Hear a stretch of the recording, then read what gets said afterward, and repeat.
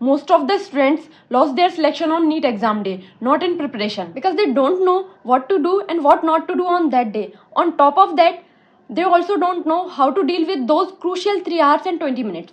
If you are already scoring 400 to 500 or stuck at 550, then this video can literally push you to 600 range. Because on the day before my NEET exam, I was scoring around 540 to 550. But in my NEET exam, I scored 622 marks. So in this video, I will tell you what I did on my NEET exam day to increase my marks. So hi, this is Ruby Yadav, currently doing MBBS at Government Medical College. I scored 622 marks in my NEET exam. So let's start with the night before NEET exam day. Please compile all your syllabus on the night before NEET exam day. Do not leave anything for that day. I would strongly suggest you that do not study anything on that day. I didn't study either. If you try to study on that day, your confidence can drop and you may start feeling ये भी पढ़ लेता हूँ वो भी पढ़ लेता हूँ मेरा ये छूट गया वो छूट गया, and this can make you panic. Go to bed early on the night before NEET exam day. Take around 7 to 8 hours sleep. Wake up early, take a proper bath, and if you wish, you can visit a temple. I visited a temple. And after that, have a light breakfast. Do not take anything heavy. This can make you sleepy. Then check your all documents carefully. Do not forget anything, whether it is Aadhaar card, PAN card, your admit card, your photos. And one more important thing. On NEET exam day, many students feel like कुछ खाया ही नहीं जा रहा. So don't worry, it happened with me also. You can have something light like salad and drink some juices. Just make sure you stay hydrated. Keep drinking water and stay calm. Then बड़ों की blessings लेकर एक positive mindset के साथ घर से निकलना है.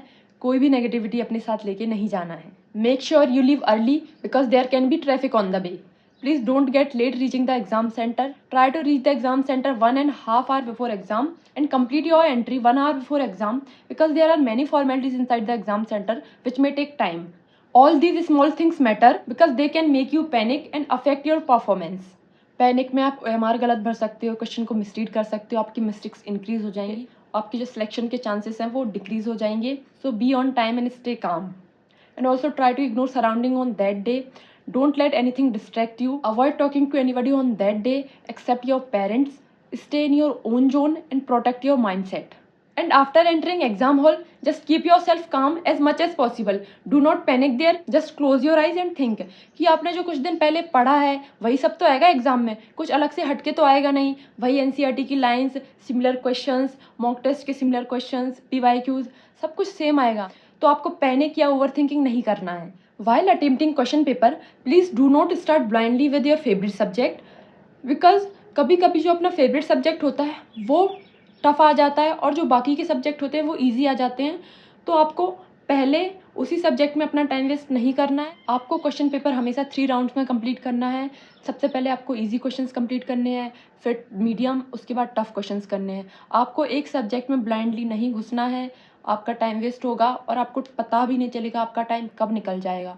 नंबर 2, आपको एक क्वेश्चन को 1 मिनट से ज़्यादा नहीं देना है. अगर आपको वो क्वेश्चन 1 मिनट के अंडर नहीं आ रहा तो आपको उसको स्किप करना है, आगे बढ़ना है. हो सकता है पहले जो 5 क्वेश्चन हो वो आपके टफ हों, लेकिन जो बाकी के क्वेश्चन हों आगे वो इजी हों. तो उन 5 क्वेश्चंस में टाइम वेस्ट नहीं करना है. नीट के पेपर का जो लेवल होता है वो मेंटेन होता है. उसमें इजी क्वेश्चंस भी होते हैं, टफ भी होते हैं और मीडियम भी होते हैं. लेकिन जो इजी क्वेश्चंस का जो परसेंटेज है वो ज़्यादा होता है. तो प्लीज़ आपको टफ क्वेश्चंस में अपना टाइम वेस्ट नहीं करना है. जो क्वेश्चन आपको देखते ही क्लिक हो रहा है सबसे पहले आपको उसी को करना है. फर्स्ट राउंड आपका 1 घंटे में कंप्लीट हो जाना चाहिए. देन आपको मूव ऑन करना है सेकेंड राउंड पे, जिसमें आपको जो आपने सर्कल मार्क किए थे वो क्वेश्चंस करने हैं. सेकेंड राउंड भी आपका 1 घंटे में हो जाना चाहिए.